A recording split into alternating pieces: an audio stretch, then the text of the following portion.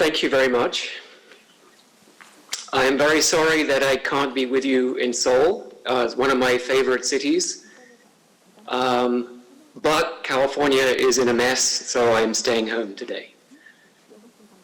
I'm going to talk about artificial intelligence, what's happening now, and what's going to happen next. But first of all, let me go back to the beginning of the field. So in the beginning, AI was alone. It had no perception, it had nobody to talk to, and so it was very difficult to develop useful AI systems. And then in the 1980s, the internet came along, and later the World Wide Web, and finally, AI had somebody to talk to. And from that came search and e-commerce, and soon we had mobile internet, and with speech recognition, you could create intelligent assistants, and AI was having much more fun. And now the Internet of Things is coming, which will enable smart homes. Other technologies, such as nanotechnology, 3D printing, allow us to create more and more intelligent robots, which we will use for transportation, for construction, and for healthcare, perhaps even inside our bodies. So as AI has more things to do, more places to play, we have a virtuous development cycle. And that's been accelerating recently with the development of deep learning. Many of you will have heard about this in the press. So deep learning systems are training very, very large circuits. Circuits whose connection weights are tunable by an algorithm in order to fit a collection of training data. So when you look at each node of a network, it essentially has a set of volume controls on its inputs to decide how much it's going to listen to each of those inputs. And then a gate which decides whether the output is going to be passed on to the next node in the network. And the algorithms tune these volume controls, millions and possibly billions of them, in order to recognize speech, to recognize images, or whatever other kind of training data you might give to the network. So the first big event in the development of deep learning was the ImageNet competition, where the algorithm has to see millions and millions of images and then learn to categorize those images by the type of object that appears in the scene. And object recognition accuracy on this competition has gone from an error rate of around 30% in 2010 to an error rate of around 5% by 2015, which is as good as a human. And by 2017, it was already twice as good as a human at recognizing objects in these images. We also saw the victory of AlphaGo over Lisa Doll in the game of Go. And soon after that, AlphaZero became world champion in 3 completely different games, Go, Shogi, and chess, in the space of 24 hours, starting from nothing. So there's been great success in deep learning. And some of the results that we're going to see from the progress that happened during the 2010s would include robots on the road, so self-driving cars, robots operating completely automated warehouses, mining, agriculture, and unfortunately, robots on the battlefield deciding to kill human beings, unless we act to prevent that very soon. One thing we're not going to see is really useful robots in the home. And I'll explain why in a minute. Another very exciting project that I'm involved in is what we might call a global vision system, meaning a vision system that sees the entire Earth at once and creates an online updated database every 24 hours. So let me explain a little bit more about this application. When we combine satellite data, which is imaging every part of the Earth at high resolution every day, sometimes every hour, with AI, we can do things that we simply could not do before, because this data would require 30 million people just to look at it every day. So we can record the whole world at once, but now we can actually see the whole world at once. We can turn that world into a real-time database where we can look at and discover the activities of every visible object on the Earth. Events, processes, not just pixels, not just is this pixel grass, is this pixel trees, but where is this train going? What's the shipping activity in the harbor in Yokohama? So we can combine a vast range of data types and model the processes of the Earth, the processes of human civilization at many levels of abstraction. And when you look at the world, it is in fact incredibly rich and complicated. Let me just give you one example, which is agriculture. You might think, well, agriculture, right? That's just fields with different kinds of crops. How complicated could that be? So let me show you some examples of agriculture. Here we have fields in Florida growing green vegetables. Here we have fields in China growing rice. They look completely different. Here we have fields under glass in Spain. Here we have fields in Saudi Arabia being irrigated by circular irrigation systems. Here we have fields in Indonesia, which are underwater, growing seaweed. And here we have fields in Brazil growing trees, actually trees that are being stolen by illegal logging from the Amazon forest. So when we look back at deep learning, the field of AI is going through a kind of a post-mortem. What happened with AI? What happened with deep learning to allow us to make all this progress? So first of all, we learned how to design special network structures with regular repetitions that are particularly well suited for image data. We also developed improved algorithms for learning that allow us to tune those millions and billions of weights in very deep networks, which can be very expressive and recognize very complicated concepts.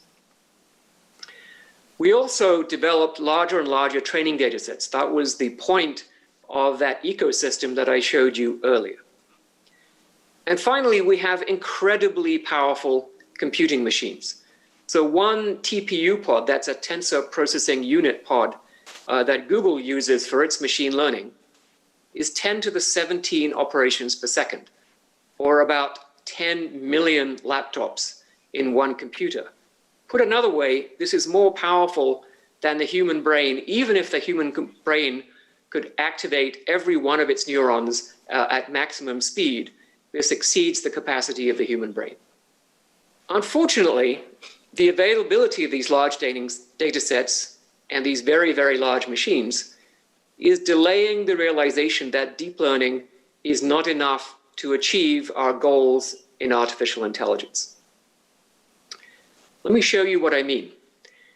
Here is some recent work from MIT examining how exactly these networks are recognizing objects. So these are some of the images from the ImageNet competition with their categories. So on the left, we have parachute, pizza, catamaran, giant panda, and so on. So the algorithm is successfully recognizing these objects. But the question is, how is it doing it? And what these researchers did was to identify which pixels in the image is the algorithm actually paying attention to. So here's the parachute, and you might say, well, it has to look at the blue canopy of the parachute, and it has to look at the person hanging underneath, and then it can probably decide that it's a parachute. But actually, no, the algorithm is looking just at these pixels, just at some pixels of the sky, and it's not looking at the parachute or the person at all. So in other words, the algorithm is not really recognizing parachutes. It's actually recognizing some kind of regularity in the training data set that gives it a clue that this is going to be a parachute, but actually has nothing to do with parachutes at all.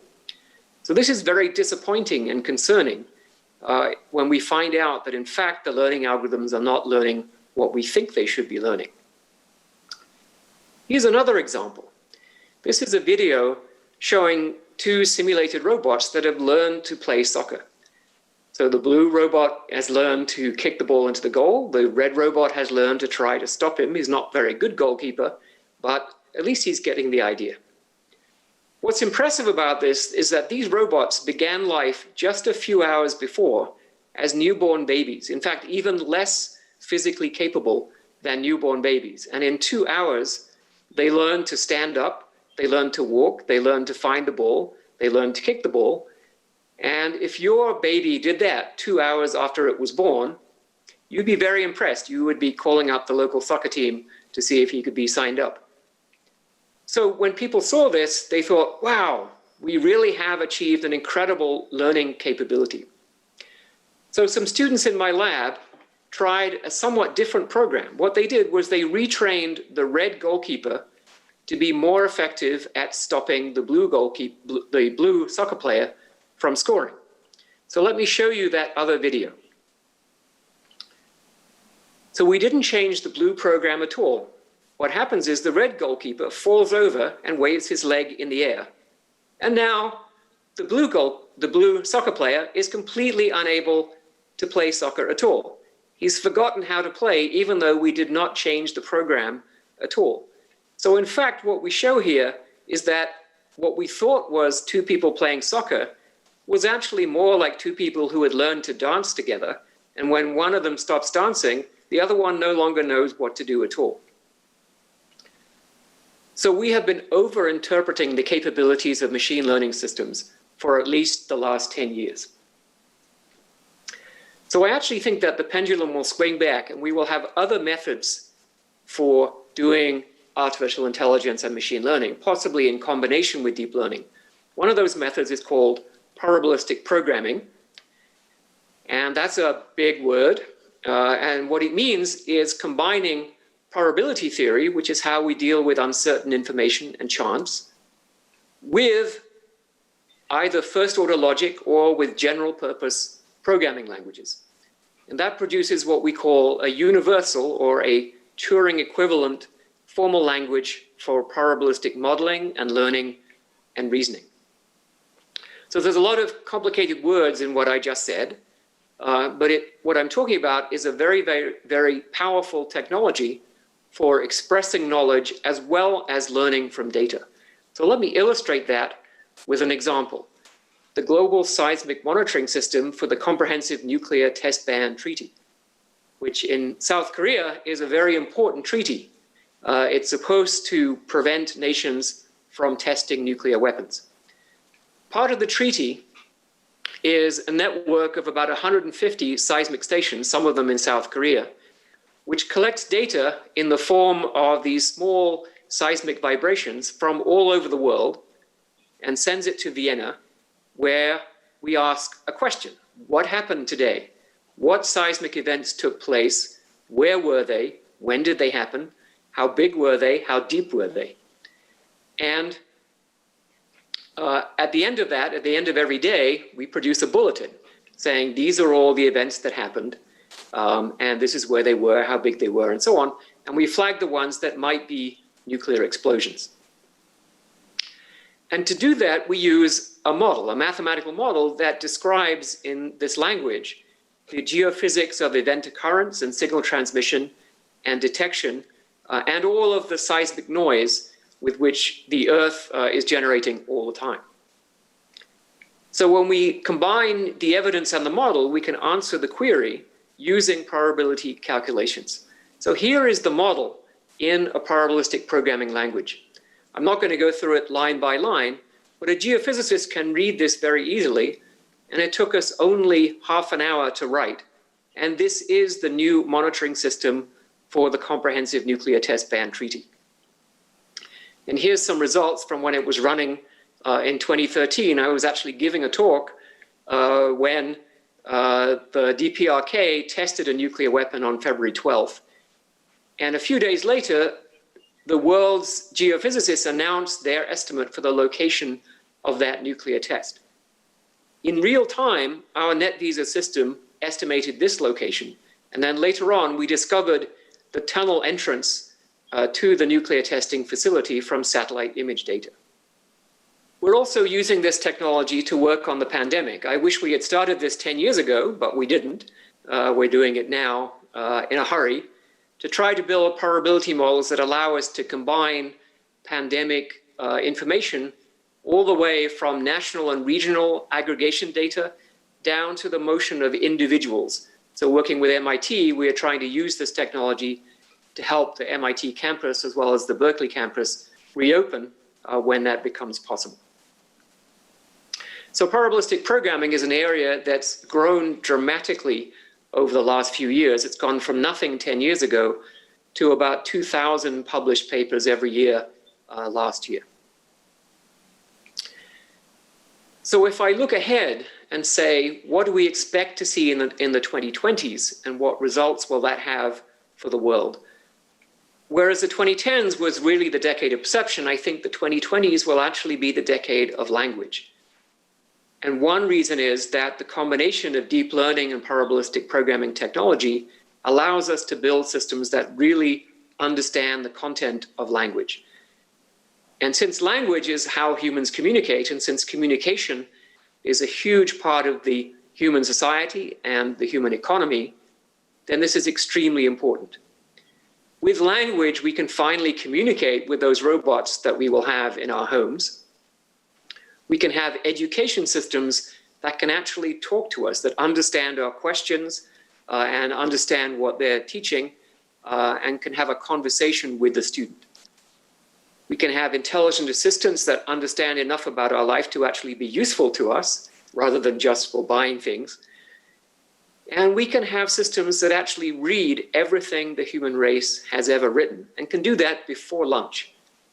And this will be so much more useful to the human race than the search engine, which is already a multi-trillion-dollar industry. So these are very exciting developments. Do they mean that we will soon have human-level artificial intelligence? I think it's too soon to predict that because we need additional breakthroughs. And those additional breakthroughs are very hard to predict. We cannot say when they're going to occur. They will not result from bigger machines or faster processing. Faster processing just gets you the wrong answer more quickly. So we don't know when we're going to have human-level AI, but I think it's quite likely that we will. Now let me try to explain what that means in practice. Take travel.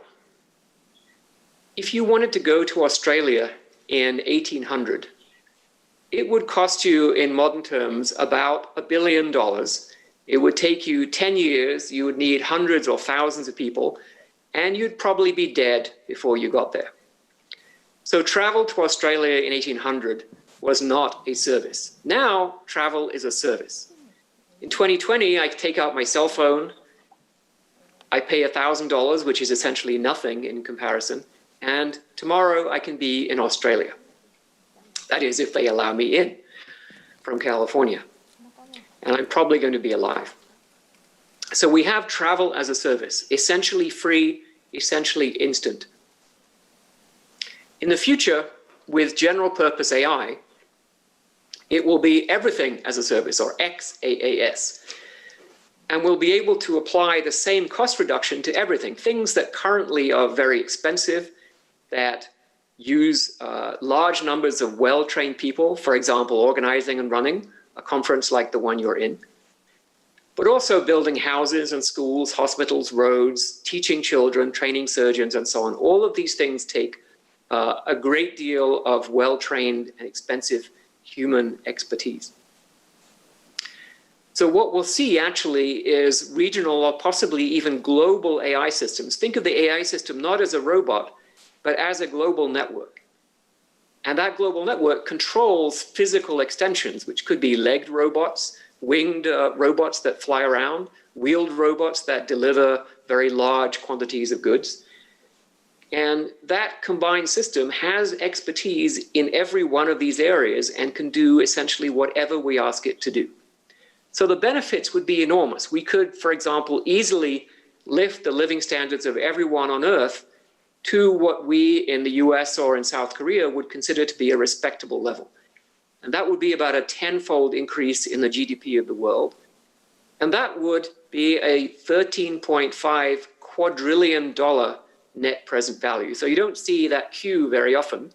You might see B, M for million, B for billion, sometimes T for trillion, but this would be quadrillions of dollars in net present value. And when you have that capability to generate wealth almost on demand, then fighting for a bigger share of that wealth is like fighting over who has more copies of a digital newspaper. It doesn't make any sense at all. So if things go well, we will have Alan Turing to thank for this. Alan Turing is the visionary who created computer science, who foresaw the possibility of using general-purpose computers to create artificial intelligence. So was Alan Turing an optimist about the future before he died? Actually, no.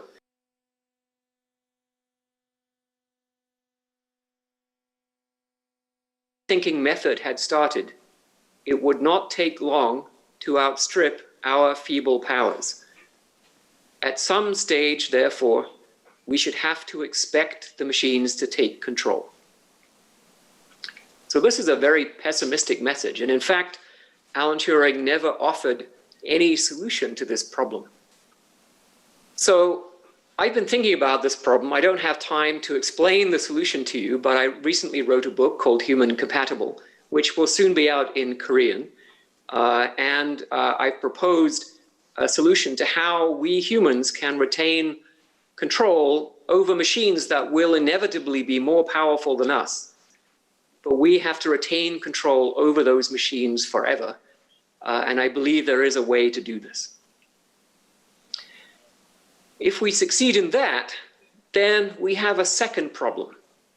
The problem of what is the purpose of human life. Up to now, we haven't had to choose, really, because we've always been struggling to stay alive in the first place. But when that struggle goes away, when we no longer have to work hard just to survive and keep our civilization going, then what do we do? What is our purpose? These people are in the movie Wall-E. They are essentially passengers on a cruise ship, on a cruise that goes on forever. This is not a future that I look forward to for the human race.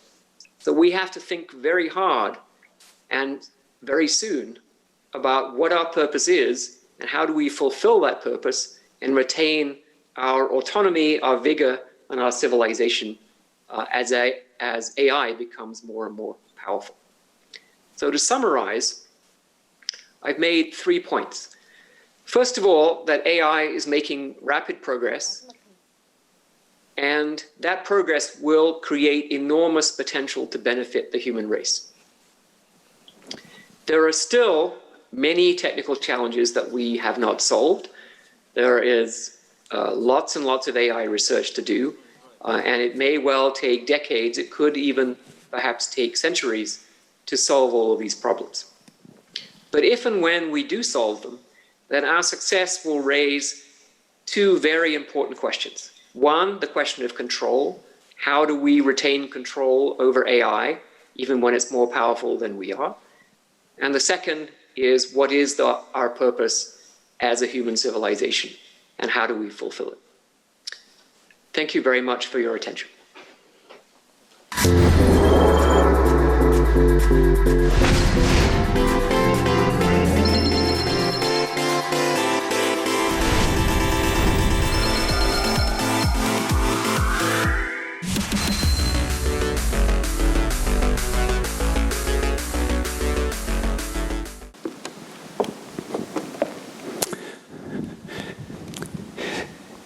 Thank you all very much.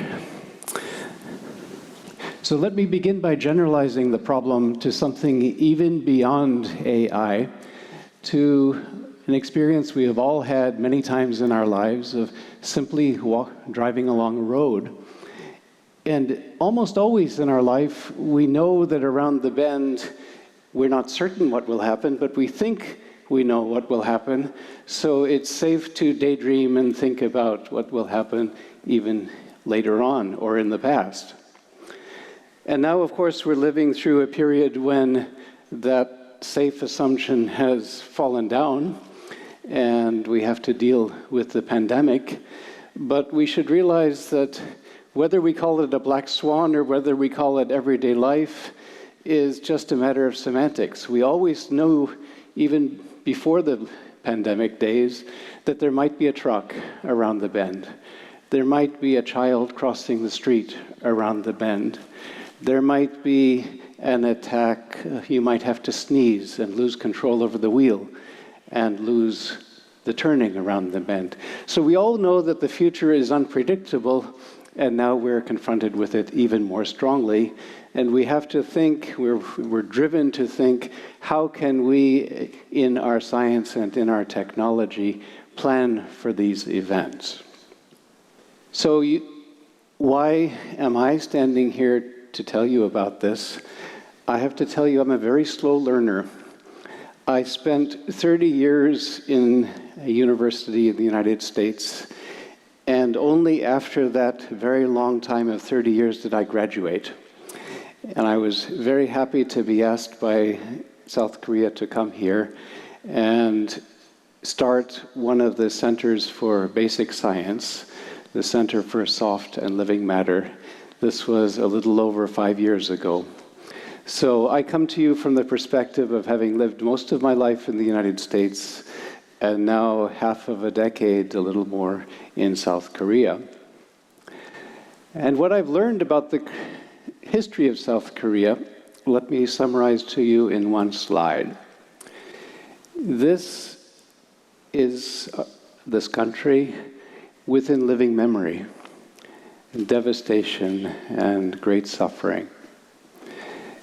And this is this country, this city, last week.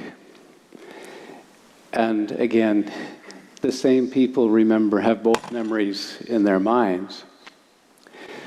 So the country has suffered a lot from history and has learned a lot from history and has done so with great trust in its government.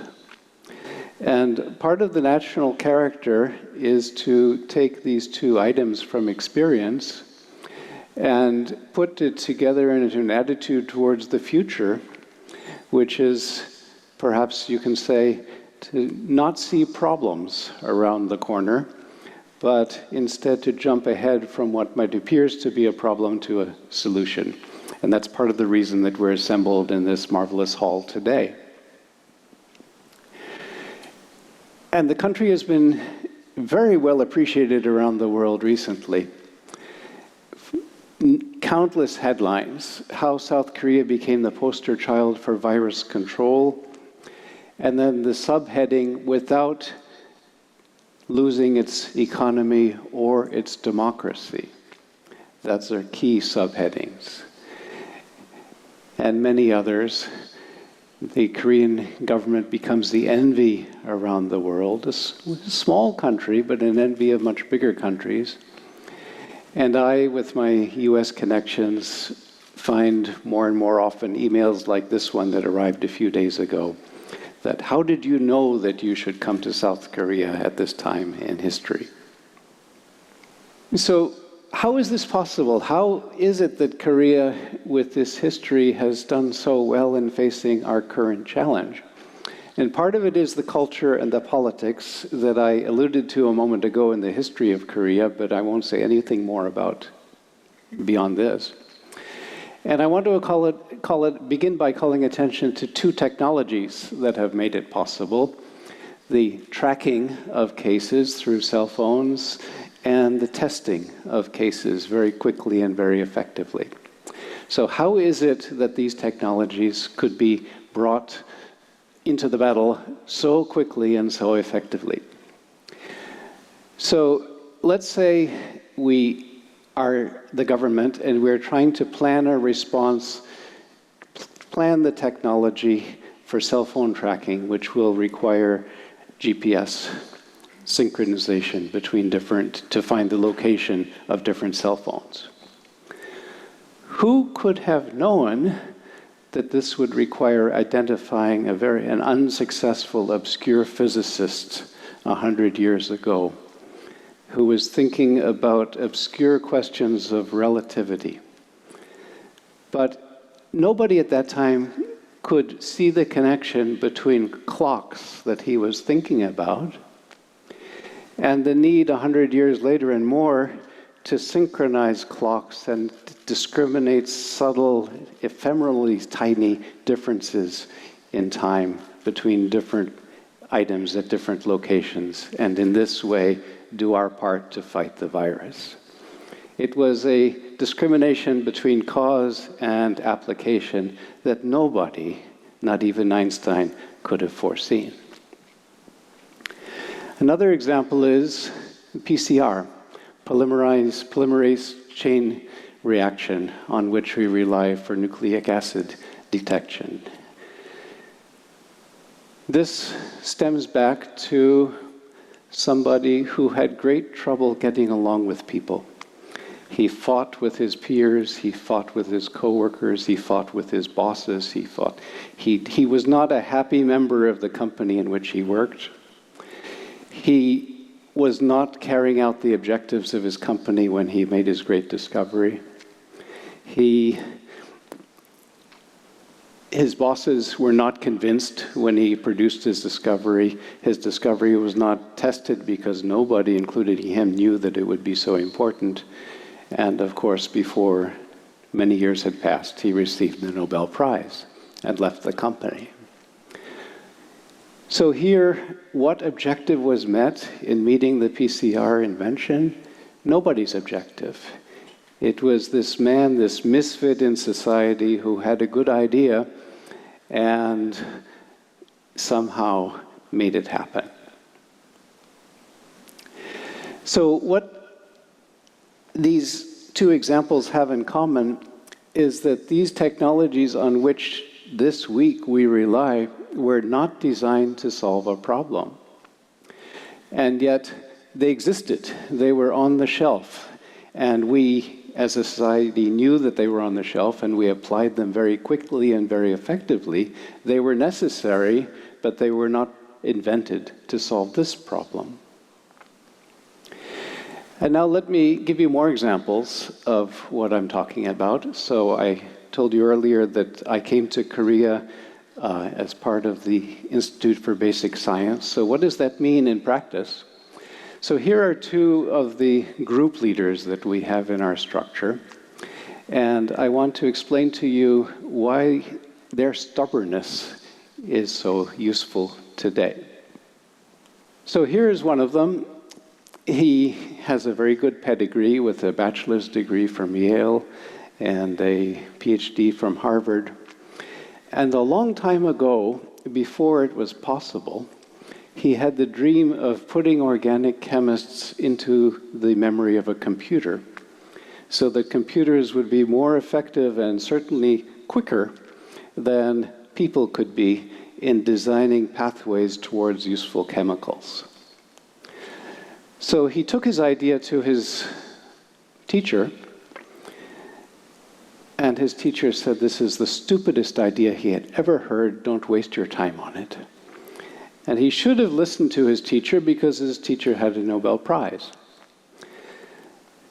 But he had his dream, and now 20 years later, he has the software that realizes the dream.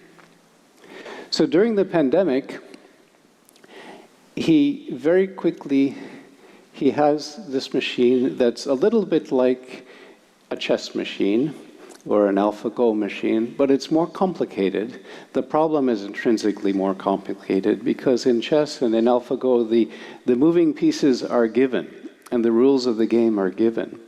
But in organic chemistry, you can change the moving pieces, you can change the chemicals that are moving around, and you can, in this case, the range of possibilities becomes astronomically larger, and you need more true intelligence to guide it. But you apply this intelligence, you work out the rules of the game. It has been commercialized, and if you can license the software from Sigma Aldrich. So when the pandemic arrived, over a weekend, he deployed his software in various ways, and one example is summarized here, to synthesize remdesivir, which we read about in the papers daily. I read yesterday that the United States has bought up the world's supply, so it becomes even more relevant to find alternative commercially viable strategies to synthesize this, not from the generally accepted pathways, but from other raw materials. So the software showed how many pathways by which this can be done. And beyond, so if you read the paper summarizing this, he describes the speed with which it could be done, the efficacy with which it could be done, and the way in which the software can be deployed so rapidly to respond to unanticipated bends in the road. And beyond this, he advocates what I think in this room we should discuss, the need to develop contingency plans for other chemicals and other situations that are within the realm of not improbable possibility of being needed. A second example within our own parochial interests is this woman who got her education, her undergraduate education in Korea, her PhD education in the United States, and then returned to South Korea and changed fields completely from what had been her graduate education. She joined Samsung at a time when this semiconductor company was deciding to think about the commercial possibilities of working also in biomedicine. In the beginning, it was a group of just 3 people. She was 1/3 of the group, a fresh PhD. It quickly became quite successful, and there was tech transfer of various kinds. It became Samsung Healthcare. A little bit later, her group had become more than 100 people, and she left the company to become a UNIST professor, where I met her. And not too long afterwards, Samsung decided that the group in which she had been working was a failure, and they stopped the business.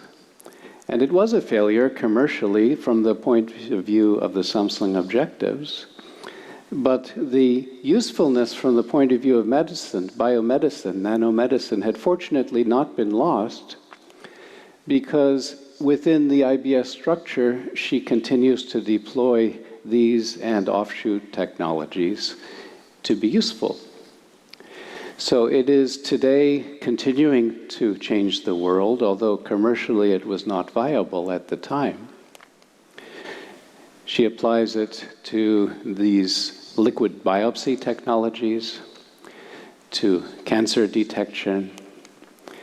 There's a recent article you may be interested to look at in Nature Biomedical Engineering. And there are at least 2 companies using the patents that have resulted. What about my own smaller group? Biomedicine is not the thrust of our work, but we are interested, among other things, in infrared imaging. So all of us, when we entered this room, our temperature was taken. But when I thought about this one weekend, I remembered how common cosmetic use is in South Korea, and this worried me. I wondered whether if you apply the cosmetics, the infrared temperature sensors are in fact measuring what we hope they're measuring. So this led to my only ever submittal of a preprint onto the Biomedical Archive about infrared assessment of human facial temperature in the presence and absence of cosmetics. And the different authors here, one of them is a woman who's expert in her own personal life and cosmetic use, and the others are men who were learning from her how to do this. So we applied the cosmetics to one of the men. And here's an example of just how strongly depressed the apparent temperature can be when you apply common cosmetics. Your temperature might be 40 degrees, but it might be read by the sensor as 37 degrees. This is scary to think about, but it's a fact. And the paper, if you take a look at it, has many more examples. Not every cosmetic, but it's not hard to find those cosmetics. So in Korea, we're very proud of the pali-pali principle of being fast. But I've been giving you example after example where it was slow, and yet worth it to take the slow path, the path that had many failures before eventual success, where there was a long time lag. And basic research here became very practical research later. There's sometimes what I view to be the misconception that basic research is blue sky research, it's ivory tower research, it's research that satisfies some sort of irrelevant human search for the truth, but it doesn't actually help real people in their daily lives. And I've been arguing that we today, as real people, are benefiting in very nitty-gritty ways in our daily lives from the basic irrelevant research that was done years ago. Applied research leads to improving the methods that we know already. That can give very quick payoff, but it doesn't open the path to new windows. Basic research doesn't always do that. It doesn't have to do all that. It could never do that always. But when it does, it's high risk and it's high payoff. Because sometimes it leads to cell phone tracking. Sometimes it leads to GPR technology. So as an example, imagine that you were living in the world before electricity, when we were illuminating our houses by candles. And we were being challenged to work with industry to be more effective. So we would invent taller candles. We would invent shorter candles. We would invent metaphorical candles. We would invent candles of many colors. It would always be candles of different varieties. And at that time, without the basic science that was not paying off to change people's lives at that time, we would never have the electricity on which we depend today. Now, various questions may be occurring to you. You may be wondering why, at these times of even more severe problems around the world, not only the pandemic, why should we be working on these long-range problems when resources are, of course, very limited? And I'm trying to make the case today that when we work on the known problems, we're working on the known technologies, the old markets, the old smartphones, which are becoming a commodity, shipbuilding, which is moving to other countries. So technology is important, it's necessary, we must work on it, but we mustn't only work on it because we will inevitably move into the future and we need new technologies to fuel the new future. Another question you may be asking yourselves is sort of use of resources. Korea is a small country.